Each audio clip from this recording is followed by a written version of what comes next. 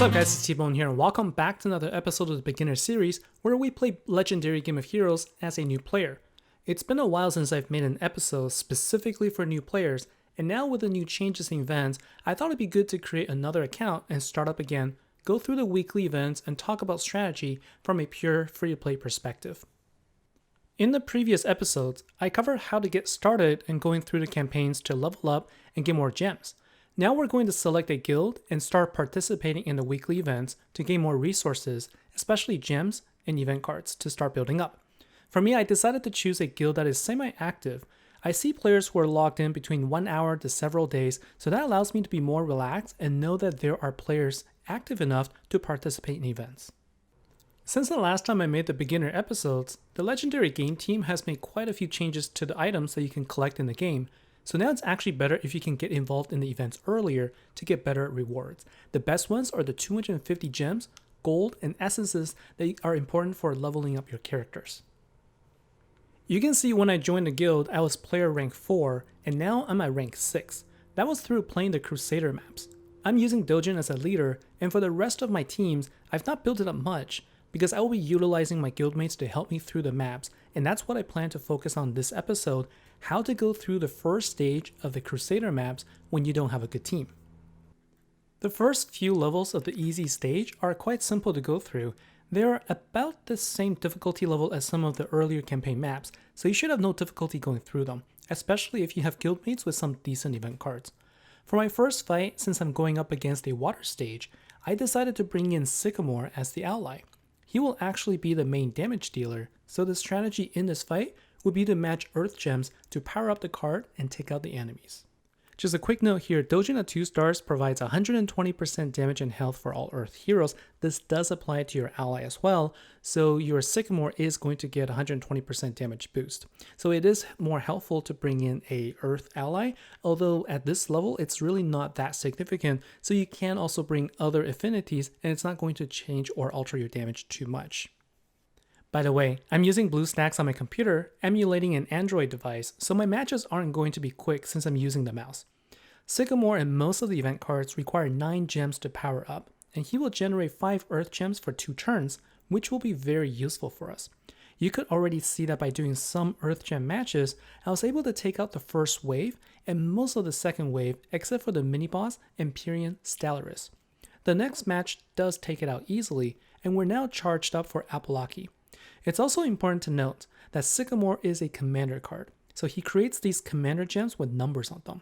These gems provide a bonus damage boost to all cards that match its color, so all Earth cards in this case would deal more damage if you use those gems in the match. We're able to take down Apolaki easily here and earn some rewards such as gold and potions that are used to evolve your cards, and also some experience to help you level up your characters. Just a note here, at the time of recording, there is a pack here, the Halloween Ultra Rare pack, that is on sale at 50% off. It might seem like a good deal at first, and my recording before to get this didn't work. I wanted to show you what kind of cards you would get.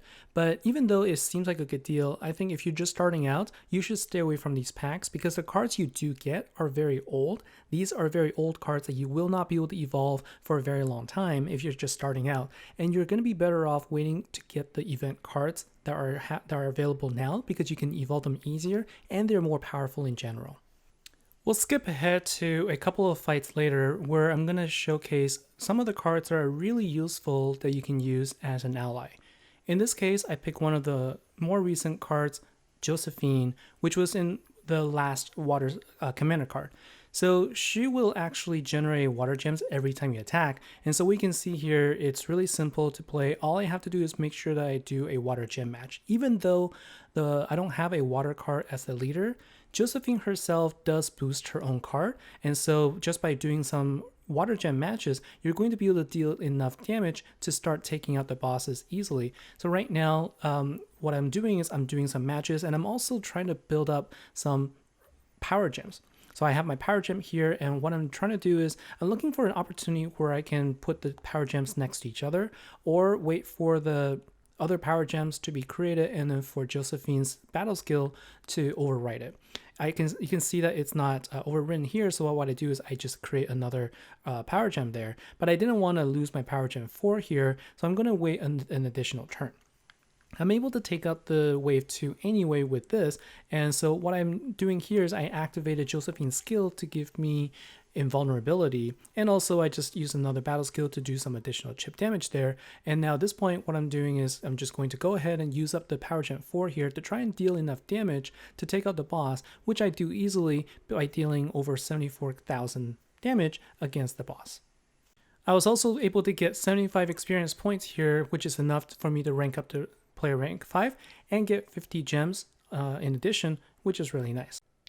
For this last fight I'm going to show for this episode, we're going to be at stage 3-3, so we're moving along pretty nicely. I did bring in a Dark Ally this time, which is Mystic Madam Jean. Now this card is a Dark Slayer card, so it doesn't get the Commander boost, but it is a gem spawn card. It will create 2 Dark Gems for now until the next 2 turns, and based on intensity, it will create more as well. So it's a very nice card to have to use in a wave situation. Now, of course, being the only single card in the deck that is dark, it will only attack one enemy at a time, except for special circumstances. So right now the focus is to try and match gems to power up the battle skill so that you can activate it and then use it to your advantage. Now I mentioned earlier that there is a special circumstance where a card can attack more than one enemy, and that is if you have power gems. So if you have a power gem on the board and then you match it in a chain, a single card will actually attack multiple enemies. So that's another reason why you always want to look for ways to build power gems as much as possible. Now, Madam Jean is a really good card to use as an ally. It's a gem spawner card. So it's going to be really helpful for wave situations. And the thing is, even though I don't have any relics here, the card does generate intensity on its own. So over time, it will actually create more intensity and it will generate more gems over time.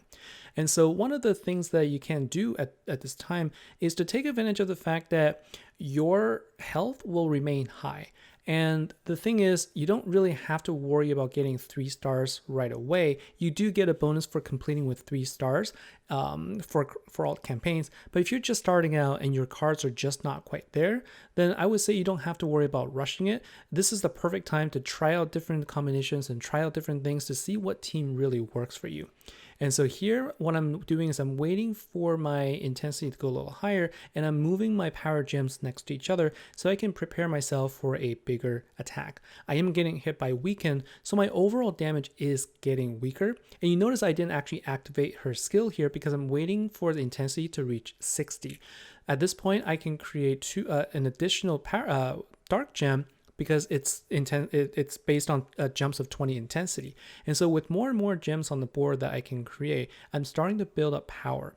And so this is a slower process because I only have the 1 card, but I can start dealing pretty good damage. And at this point, I can actually do a pretty nice power gem swap with a water power gem there, and I can get a pretty good sized damage to take out the mini boss ready for the final boss here. Now you'll see what I'm doing here before the wave actually starts is that I can actually move gems to get a head start. So you can start planning your move and move your gems before the wave begins to give you a little bit of an advantage on the board. And so what I'm doing here is, again, I'm building a power gem next to my dark power gem, and I waited for the intensity to be at 80. Now I'm able to do a power gem swap with the dark and the light gem, and I'm able to push my attack up to 42,000. And keep in mind that her true damage is not shown here, even though it's displayed as 42.6 thousand. In reality, because she's a dark card, she's dealing double that damage, so for over 80,000 damage to the boss and able to taking it out in the final shot. So with that little bit of pushing, I was able to get to number 7 in my Squires League, and if I hold that position, I'll be getting 370 gems, plus hero and gold, as well as potions.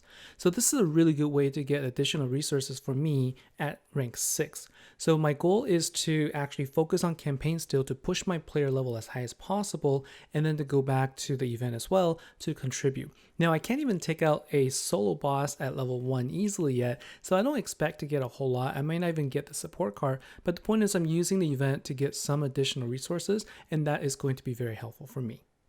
And that is all for today's episode. What I wanted to show in this episode again is for beginners to get a sense of what you can do with this game and where you can play events for fun and also get some additional resources along the way. So events are a really good way to get some additional gems and also some resources.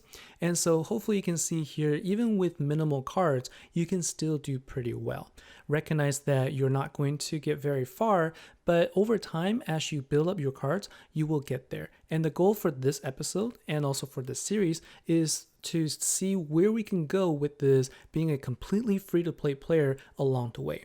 So I'm going to continue this series once a week for every event, and we're going to see how I progress and where I go with this, and then we're going to continue to talk about strategy that is going to help as you're starting out. So let me know if this is something that you find helpful, give me any feedback, and also let me know what has helped you and what you would like to see more. I thank you for your time, and I look forward to seeing you in the other episodes. Until then, take care. I'll see you next time.